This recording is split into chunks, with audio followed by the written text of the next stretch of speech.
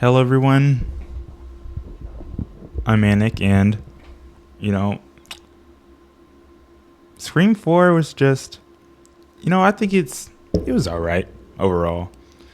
Super meta as always.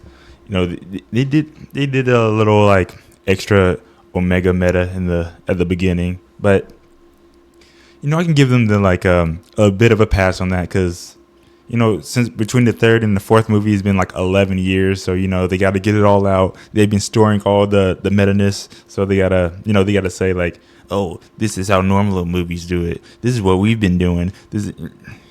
Y'all know how Scream movies go. They got to explain everything right at the beginning. And let me get to it. I'll just get to the notes. Okay, so yeah, this is 11 years later, and yeah, even the cover of the movie has changed. Like, it doesn't have like the little face on the cover like it had before, like with the little eyeball and all that stuff on there. It was just Ghostface. Ghostface over here, like, doing all that. So they're changing it all up. Like, the trilogy's over. It's a kind of a new spin on it, just a little bit new, but 5 and 6 get really new. But yeah, let me get into it. So we see at the beginning, where they keep doing the Inception stab movies. Like, oh, is this the start of the movie? Is this the start of the movie? Yeah, in one of those starts of the movie, we see they're talking to a girl, Ghostface. One of the girls is, and then he was like, oh, I'm gonna cut your head off. You're gonna be dead and all that stuff. And then she was like, the phone's for you. It's like, it's you. Would you not be scared at all if somebody called you and like, I'm gonna cut your head off, even if you like most likely thought that it was a prank? You wouldn't think at all like, maybe I should like call the police. Maybe I should make sure my doors are locked, which the doors already should have been locked. Maybe you should do something other than just like give your phone to your sister and be like, nah, you can deal with it. Like, another one of these guys trying to threaten to kill me. Oh no. And they're still doing the stab thing. They were like they're on stab 7. It's crazy how the original, or Scream, is about to catch up with the movie, and how, like, I'm guessing in the story the stab movies get more and more nonsensical, just like how the Scream movies are getting more and more nonsensical. It's like they keep trying to be meta about it, like, the keyword meta. They keep trying to say like, oh, as it gets longer it starts making sense, and like making fun of themselves. But it's like, you're still not releasing that great of movies, so like, why are you making fun of yourselves for not making good movies when you could just make a better movie or something? It's like, yeah, yeah. I don't get it. I don't know what they're. Yeah, I don't get it. The next one. So we go back to the normal times. Well, the Scream world. No more stab. We see Sid. She became an actor, so that's cool. Hasn't been chased by Ghostface in about 11 years. So great job for Sid. Dewey. By the way, Dewey and Gail got married. That happened last movie. I forgot to mention it because Dewey's an absolute loser. Worthless. Who cares about Dewey's absolute garbage can? Gail, she's so self-centered and like doesn't care about anyone but herself, so she absolutely sucks as well. So it's like, I didn't. That's not something I really was really worried about. It's not something I'm like, yay, Dale and yay, Dewey and Gale, like, hooray, the two awful characters getting together. Like, who cares? But on Dewey, for some reason, Dewey got let back onto the force. Like they let him back on after his performance in Scream 1, and actually I don't think he was an officer in Scream 2, right? No, he was. he was probably like on leave or something due to getting injured. Scream 3, okay. I gave Dewey Scream 3. I gave him Scream 3. He did something in Scream 3. I gave him Scream 3, okay? I gave it to him. Barely deserves it, but I gave it to him. But they let this guy back on, like, Scream 3 doesn't erase your awfulness. They let him back on the force. After, him doing nothing. Not only that, not only did they let him back on the force, they made this man sheriff. They made him, he's the top. Dewey's the top dog. Dewey do nothing is the sheriff. And,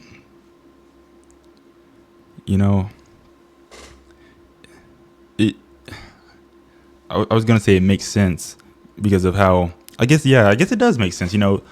The most incompetent person would be the head of the sheriff's office if they're all full of like the worst people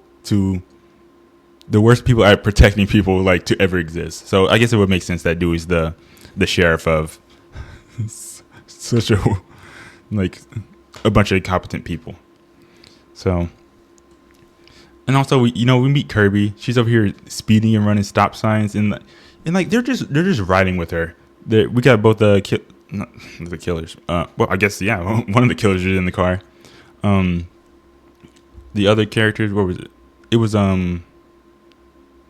me look through my notes. I don't remember her name. Jill, and their other friend. So they're just in the car talking and all that stuff. And then she's over here speeding, almost about to run stop signs, like not paying attention to the road. It's like who gave her license? How'd she get her license? Like, and then she also drove like speeding by Dewey. He was like, slow down. Like, of course Dewey does nothing. You don't expect Dewey to do anything. He wouldn't say anything about that. Dewey's the cool cop or I don't know, something, but I hate Dewey. Okay. So I'll move on to my next one.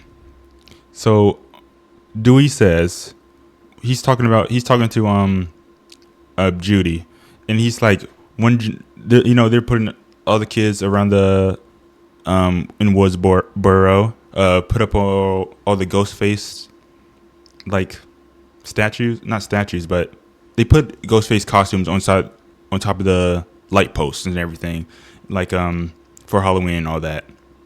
And then he wants to be like, one generation's tragedy is the next joke. Like, they've been clowning Sid for being attacked since the second movie. It's like she never stopped being the butt of the joke. Like, since the second movie, we had like the entire school running around in the Ghostface outfit, like she getting phone calls about what's your scary movie. Like, she's been like absolute. Sid has never caught a break this entire movie. I don't know what he's acting like all of a sudden now it's happening. Like, everybody's all of a sudden clowning her. She's been getting harassed since she's been attacked the first time. It's actually ridiculous how this town has treated her. Is truly ridiculous. And yeah, they start trying to Judy's trying to like glaze Dewey a little bit. It's like, don't ever say anything nice about this man. Well, I guess it makes sense to glaze the sheriff for being useless, because that's their goal, to be as useless as possible. We see later in this movie how useless we see in all the Scream movies how useless the cops are. It's like, but I'll talk about how useless they are in this movie too. Yeah, and then there's this scene. So after Sid comes back from wherever she was, I don't remember, but she's doing her little book signing in the library, and at some point a Ghostface sneaks a bunch of bloody posters and notebooks and also a phone in there into the trunk of her car.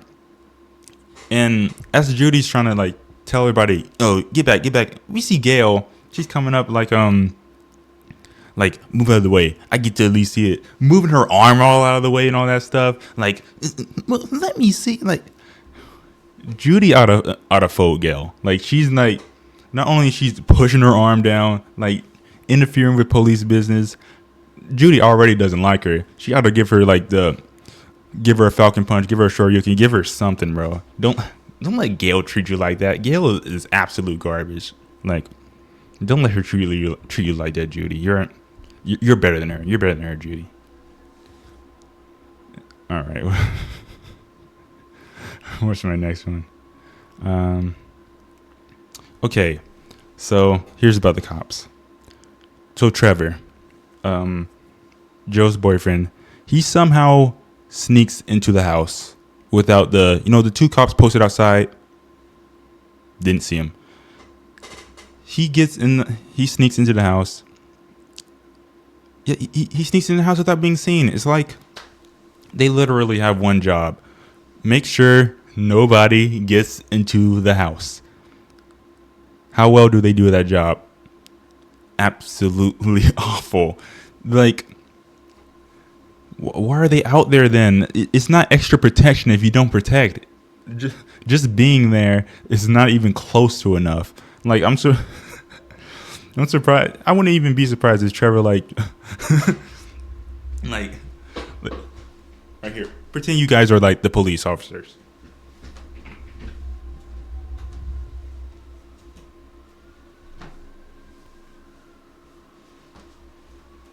Hey, I'm gonna go hop inside. Where Jill is, who you're supposed to be protecting. I'm gonna go hop in the window.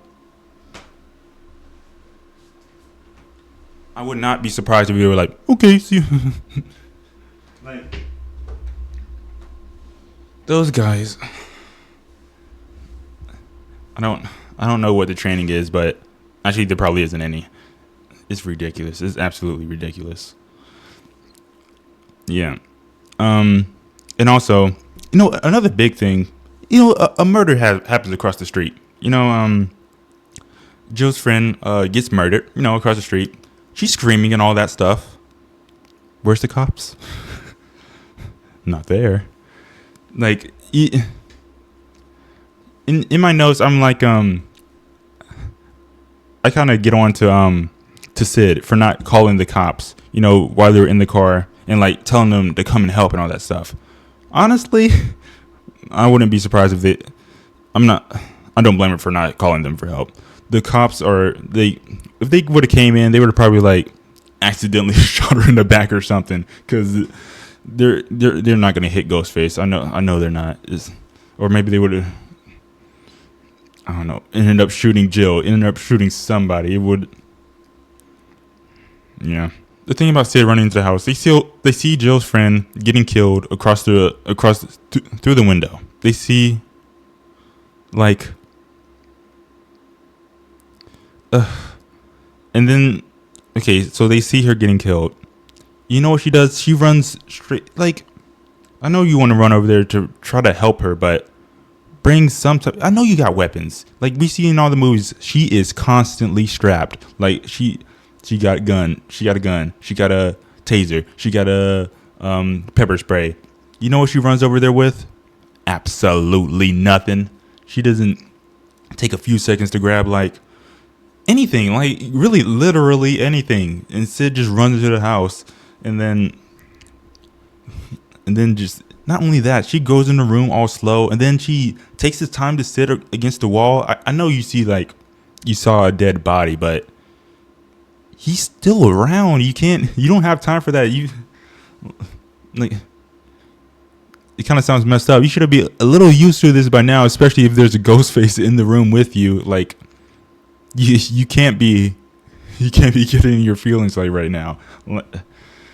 Like, come on, Sid. I expected more from her. I expected way more.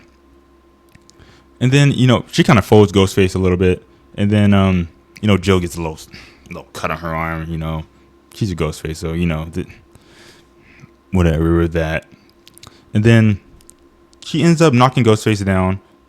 I forget exactly how she knocked him down, but he's on the ground or on the floor laying down. She gets up, turns around for like a second, and then he's teleported and like the door is open. They're trying to pretend like, oh, he got up and ran throughout the door, and they didn't hear a single footstep from this guy. When all the Ghostface over here wearing like Hulk boots and all that stuff, like you hear that Yeah, and like you wouldn't hear that guy running through the door, and like I feel like you wouldn't hear them sneaking up on you, like doom, doom, doom. I don't know how they're so sneaky now that I think about it. When they all wear Hulk boots, like Mega Man shoes. I don't. I have no idea how they're so sneaky, but yep. And then we see. Well, I was gonna say in my notes. This is before I knew that Jill was one of the killers. I put Jill's all mad. She got stabbed as if she didn't run into the house where the killer was. Talking about Sis the angel of death and all that stuff. It's like, but she's the killer, so I'll let that go. But and we see like everybody keeps getting on to Sid for like she comes out of the house and then like all her neighbors are like, get out of here, you're the angel of death, this is only happening because you're over here. It's like y'all are all mad at her for being attacked. They're really mad at her for existing. Like, how dare you get chased by killers? How dare you look so appetizing to those Ghostface? How dare you? You put all of our lives in danger. It's like, bro, y'all are fine. Like, Ghostface, like at least in early on, I don't think Ghostface ever kills like anyone not really close to the main cast. I think he does like a little later on. He does, but I'm pretty sure like at least at that time they're pretty safe from it. But yeah, everybody's mad at her for existing. It's ridiculous. And where's my next one? Oh yeah, and then of course the cops show up after Ghostface gets away, and then they run out behind to the back of the house to see if they can find him. They don't, of course, because I wouldn't be surprised the guy was just over there, just standing there, like, or the Ghostface, he was just over here, like.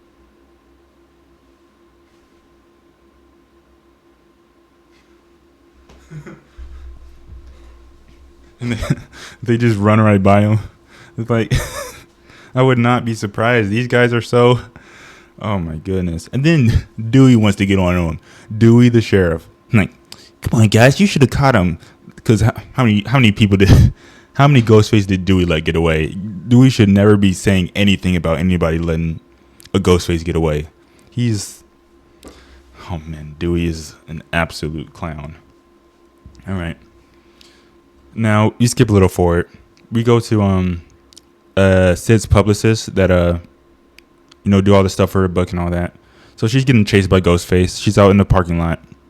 She's in, she gets locked in her, or what was it? Her car isn't able to start. So she gets out of the car. Okay. After she sees Ghostface all around the car, crawling around doing blah, blah, blah, blah, all the Ghostface stuff. And we see him, he disappears. So she steps out of the car. He's not around. You know what she does? She gets on the ground and looks under the car. It's like, why? In what way is looking under the car ever a good idea? Because let's say if he is under there goes your eye. There goes your eye. What were you thinking? There goes your eye. And then if he's not under there, it's like he's like behind you. You get stabbed. There's no. I cannot think of a single scenario where looking under the car to see if he's there ever helps you out. Because if he's under there, get out of there. Like, then he's gonna have to crawl under there. He's gonna be all slow. Like, start running. And not only that, she still has her heels on. Like, take your shoes off. Get to sprinting. Like, your life depends on it. Start like. Take those things off and like run like your life depends on it, because your life depends on it. And then Ghostface somehow sets up the door to get back into the place, like breaking off, and then she gets stabbed and all that stuff. Absolutely folded. Yeah. Yeah, that's about it from that. And then at about 56 minutes, I make my first guess, which is Charlie. So I got one right. I knew that one. I got Charlie. So yeah, I thought it was Charlie. I got him right. My next note. And then we see Jill. She's getting all mad about being locked up as if, she didn't see her friend get murdered next door. It's like, he's like, oh, why do I have to be in here? It's not, what? Oh my goodness. It's like a prison in here. It's like, why are you mad about being protected after literally seeing your friend get killed through the window? Like, I'm trying to think of this as if she wasn't a killer. In what universe would you be mad about not being able to go to a party when you literally watched your friend get killed, like, by the guy who's also hunting you? It it's not adding up. It's not adding up at all. But yeah. And then we see we go back to Gail. She's always talking about being meta and all that stuff. She's in the car. I don't know why I brought up the meta stuff, but oh yeah, because it was such a weird scene. Like, but so she sets up all the cameras. She goes to the stab party where they watch the marathon of all the stab movies. She sets up all the cameras in there to try to catch Ghostface, and then she goes back to her car. When she goes back to her car, she sees like, oh, somebody starts covering up the cameras individually as if they've seen the cameras. Normal partygoers, they see the cameras, maybe they were like, oh, that's weird. But, they wouldn't like go around covering them up and all that stuff. And then she even sees the ghost face while she like, look at the camera. And then she's like, she calls Dewey Do Nothing. And she's like, come over here. Come to the party. There's stuff going on. Like, I don't know. She might not be safe. Dewey's all like, I don't know. I don't know if anything's going on. It's like, Gail, like, tell him that the ghost face is there, because he's all but confirmed to be there after you literally saw his face. He's covering all the cameras, knocking them over. It's like she's being all coy about it. It's like, say that he's there. Because he's pretty much there. He's like, past like seeing him stab somebody, this guy's there. He's about to kill someone, but Dewey still comes up anyway. So, all right. And then we see all the people. Like, I thought it was pretty weird, but kind of a funny moment. They're all saying the movie like word for word. They know they're watching the stab one. They know the movie word for word. It's like, I know they do this like a stab marathon. Like, I think they said it was like annually or something, but y'all watch it so much that y'all have the movie word for word. It's like, I would think they know some parts, of course, but they were pretty much saying the movie as it was going on, all in unison. It's like, this is a cult or something. There's no way these people just come watch this movie all.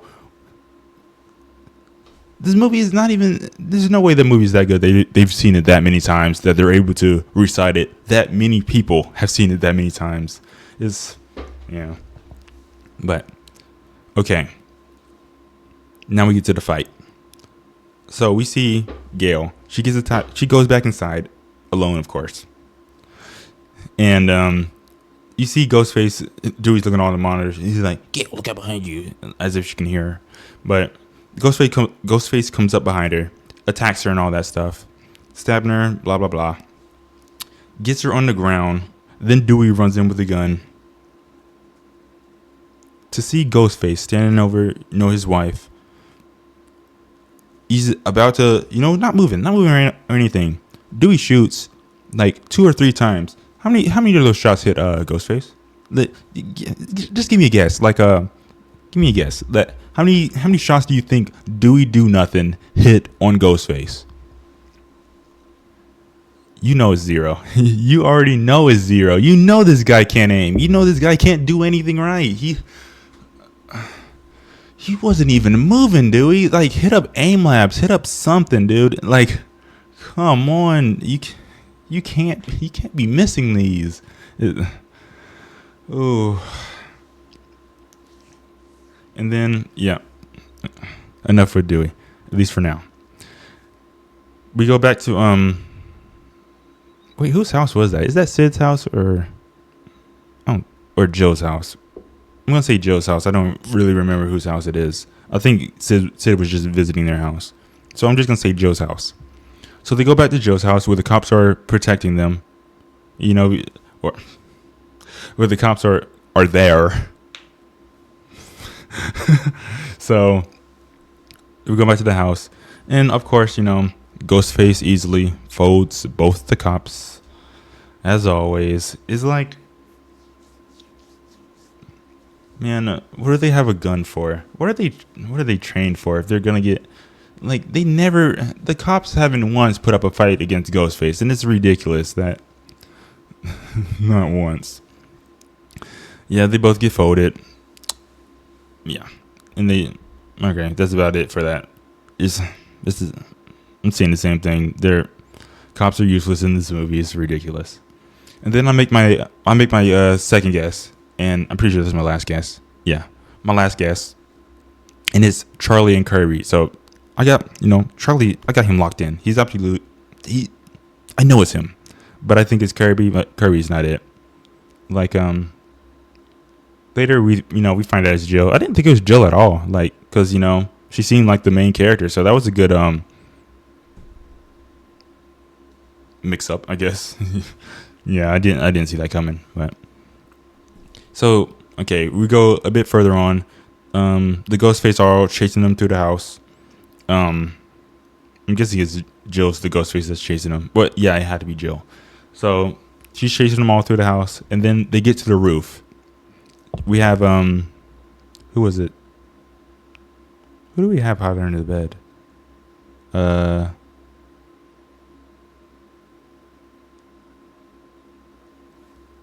There's somebody that hides under. Is it not Jill? No way is it Jill. Jill doesn't. I'm trying to think about what happened. Was it Jill the one that hid under the bed?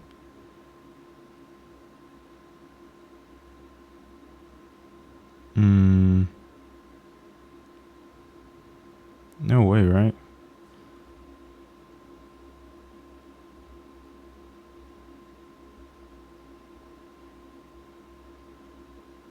Oh yeah, I think it was. Yeah, I think it was Jill hiding under the bed. So it must have been Charlie that was chasing them. Oh wait, no, because he was tied up. Hold on, let me go back to the movie. Let me see. It had to have been. Hold on. I'll show you guys in a second. Let me go to back to screen 4. I think I must be remembering this wrong. Because there's no way, like, one of them, it was Jill under the bed, right? Oh, I'm gonna have to watch ads. Oh, I'll skip ahead. Okay, yeah. So yeah, Jill hides under the bed, and then, okay, so this was before Charlie got locked up, or tied up and all that stuff. Okay. So yeah, I was confused then. Let me go back to my notes. Okay. Yeah, I was thinking I thought they were Charlie was tied up at that time and they wouldn't have been able to be chasing her and all that stuff, but he wasn't tied up yet. Okay, but so she's being chased by Charlie on the roof. And then she's over there worried about or at least Joe's talking about, oh, it's a 2-story drop. I don't know, we can't jump down that. And then we see later on, Sid is almost gets knocked off. And when she's hanging onto that thing, it's her feet are a foot off the ground. It's really not that long of a drop, especially if you hang off and drop down. It's really not that bad. I don't know why Sid was be careful and all that stuff. It was not that bad of a drop. But, and then the next one, we see Kirby being tested about her horror movie knowledge and all that stuff, and then she's she gets asked that last question. Her first two, I'm pretty sure she answers it right. Then she gets asked the last question. It was I don't know. It doesn't really matter. She was gonna killed anyway. But she starts naming every horror movie before, like, actually we don't even hear the question, because before the question is finished answering, she just starts naming horror movies. She starts naming a bunch of horror movies, and she's like, that's it, I got it right. Like that's not how trivia works. When you answer a trivia question, you say one answer. You can't just, unless it's a multiple answer question, you can't just start naming everything in the world, or else that doesn't count, and then you just get every answer right. You can't just keep on naming stuff. And she was like, I got you. You didn't do anything. You cheated. And they just didn't care because they're going to kill you anyway, or attempt to kill you anyway. My next note is like, I didn't think it was Jill at all. And my next one, and Jill's talking about her reasoning she was like, trying to kill everybody. She's like, oh, I keep hearing about Sid all the time. Sid this, Sid that. Oh my goodness, Sid. We're all worried about Sid. Yeah. She almost got murdered like 3 or 4 different times. Like, of course you're going to be hearing about your cousin. Of course people are going to be worried about her. Of course they're going to be talking about her a little bit more, because she's on the news. She's not only like in the family circle being talked about. She's on the news. She's literally on the news. She's been on the news multiple times about the same type of thing, being attacked, being somebody trying to attempt to kill her, and also her parent, her mom, also being killed as well. It's like, yeah, people are gonna be talking about her. How are you gonna be mad about that? Of course they're gonna be talking about her. She's got a lot going on. It's like, oh my god, and that's why she turned, because. And then, okay, so then we get past that. One of the dumbest reasons, like the reasons keep getting dumber for each movie. Like you'll see in Scream, I've seen Scream in 5 and 6 by this time, so I'll talk about that. So, okay, I'll continue with this. So they refuse to finish off Sid. It's like Jill stabbed her once and thought that was enough. She like stabbed her in the stomach and was like, just she'll bleed out and die. And then it's like, her whole plan is to be, the last survivor, the only person left. Everybody else is dead. She's the hero. She survived, and she's the hero. And the thing about that, how are you? The main thing in your plan is that you're the only one alive. So you would think one of the main things you would try to do is make sure that everybody else is dead. Just go through. Actually, she had I see why she wouldn't use the gun. Maybe it's like get her caught, but go through like slit their throats or something. Like, and then she gets sent to the hospital, and then she's told by Dewey that she might pull through, and she's all like, my plan might not work. That was like the easiest part of your plan. You pretty much won. By the time you won, you just like. It's like you're running a race. It's like the tortoise in the hare. You got this. You're near the end, and then you just stop at the finish line. Like, man, I really won this one. You know what? I'm gonna go get a drink, and then the hare wins. The tortoise wins. He comes back. It makes no sense. All you had to do is just finish them off. Like oh my goodness. Like, what kind of, her plan would have worked too, probably. It's like, well, I guess it wouldn't have, because Gail was like, how don't you know I got stabbed in the arm, and all that goofiness. But yeah, what a plan, what a failure of a plan. It's like, all right. And then we get to the hospital, like the ending scene where Jill tries to kill or finish off Sid in the hospital. And then, Dewey gets told by Gail that she shouldn't have known about the injury. And then he runs to the room and all that stuff. Runs, stomping down the hallway and all that. Then, as Dewey comes in, Jill's already in there and absolutely folds Dewey. So he gets folded, gets a little what are those things called? Those little the mini toilets, little middle toilets. Absolutely whacks him, totally folds him, and now she has a gun. So great job, Dewey. Just came in. He like literally, if he did not exist, that would have been such a better situation. It's like Dewey. Oh my goodness, how do you do? He has to be doing this on purpose. You can't be this incompetent. Oh my goodness, dude. And then she has a standoff, tries to shoot everybody. Sid comes up, zaps her, and then they win. That's pretty much the end of the movie. Oh man, Dewey. So yeah, I like the movie overall. The Omega meta intro was super annoying though. It's like I get why they want to like make up for lost time with it. So I kind of get why they did it. I thought it was kind of lame though. And my last note, Dewey will forever be Dewey Do Nothing. It's like this guy, like he could stop a nuke from hitting a planet, and I will never respect this man. He is absolute. Dewey is the worst. Dewey is absolute garbage. Dewey sucks, dude. Oh my goodness. I would never, ever, ever, ever.